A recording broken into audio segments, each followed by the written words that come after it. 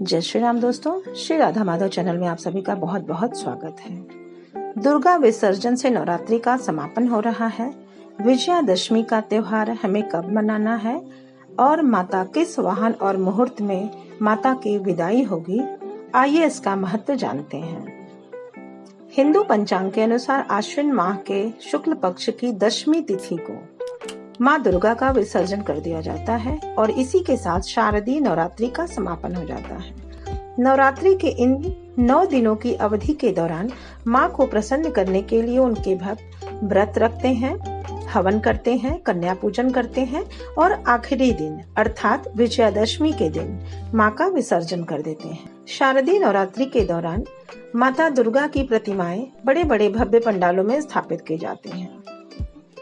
इसके बाद दशहरे के बाद इन मूर्तियों को ससम्मान विसर्जित कर दिया जाता है।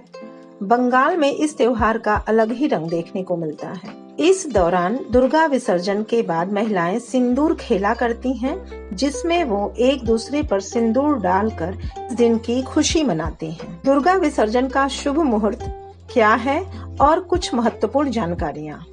दुर्गा विसर्जन इस बात का प्रतीक होता है कि 9 दिनों तक हमारे घर में रहने के बाद विसर्जन के दिन माँ दुर्गा अपने निवास कैलाश पर्वत पर लौट जाती हैं। यही वजह है कि माँ दुर्गा के भक्तों के लिए इस दिन का आध्यात्मिक महत्व कई गुना बढ़ जाता है। बहुत से लोग इस दिन अपने व्रत का पारण भी करते हैं। बात करें जल में माँ दुर्गा के विसर्जन के महत्व की, तो सनातन धर्म में जल को ब्रह्म माना गया है।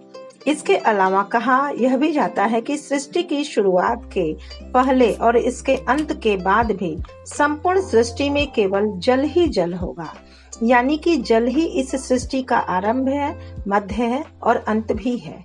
यह एक चीर तत्व माना गया है। यही वजह है कि जल में त्रिदेवों का वास भी माना जाता है। इसीलिए हिंदू धर्म की सभी पूजा में जल से ही पवित्रीकरण किया जाता है।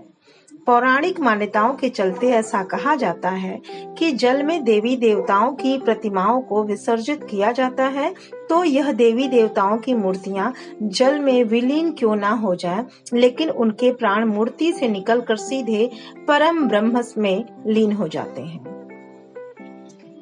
माता इस बार हाथी पर ही प्रस्थान करेंगी। माँ के प्रस्थान वाहन की बात करें तो इस वर्ष माता हाथी पर ही वापस भी जाएंगी।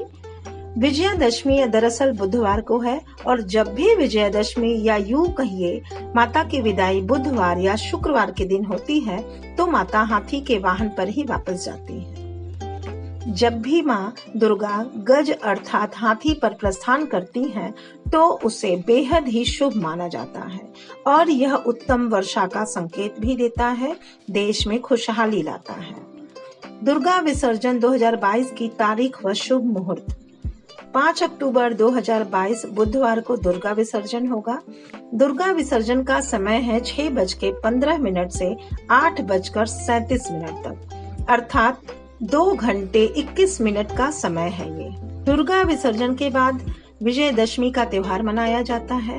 विजयादशमी यह वही दिन है जिस दिन भगवान राम ने रावण को मारा था और देवी दुर्गा ने महिषासुर का वध किया था। दशहरे के दिन शमी के पेड़ की पूजा करना बेहद खास माना जाता है और नीलकंठ पक्षी का दर्शन अत्यंत ही शुभकारी होता है। दुर्गा विसर्जन के बारे में कहा जाता है कि नवरात्रि के 9 दिनों की अवधि वह समय होता है जब माँ दुर्गा अपने मायके यानी धरती पर आती हैं और 9वें दिन पर दुर्गा विसर्जन के साथ ही वह वापस अपने घर यानी भगवान शिव के पास कैलाश पर्वत लौट जाती हैं। यही वजह है कि जैसे आमतौर पर विदाई के दौरान बेटियों को खाने पीने का सामान और अन्य सुख सुविधाओं की वस्तुएं दी जाती हैं, तो ठीक उसी प्रकार विसर्जन के दौरान एक पोटली में माँ दुर्गा के लिए श्रृंगार का सामान और खाने की चीजें रखी जाती हैं। माता दुर्गा के विसर्जन का मंत्र है गच्छ गच्छ सुर श्रेष्ठे स्वस्थानम परमेश्वरी पूजाराधन काले च पुनरागमनाय च। दुर्गा विसर्जन की सही विधि क्या है? इस दिन कन्या पूजन के बाद कुछ फूल और चावल हाथ में लेकर संकल्प लेना चाहिए। इसके बाद कलश के पवित्र जल को पूरे घर में छिड़क कर और अपने पूरे परिवार को इसे प्रसाद रूप में ग्रहण करने को कहा जाता है। घट में रखे सिक्कों को आप अपनी तिजोरी में रख सकते हैं। इसके अलावा इस सुपारी को भी परिवार में प्रसाद के रूप में बांट सकते हैं। माता की चौकी को अपने घर के मंदिर में उचित स्थान पर रख दें। श्रृंगार की सामग्री और साड़ी आदि घर की महिलाएं प्रयोग कर सकती हैं जो सौभाग्यशाली हैं। गणेश भगवान की प्रतिमा को मंदिर में वापस रख दें। प्रसाद के तौर पर मिठाई आदि परिवार के लोगों में बांट देनी चाहिए। चौकी और घट के ढक्कन पर रखे चावल पक्षियों को डाल देना चाहिए।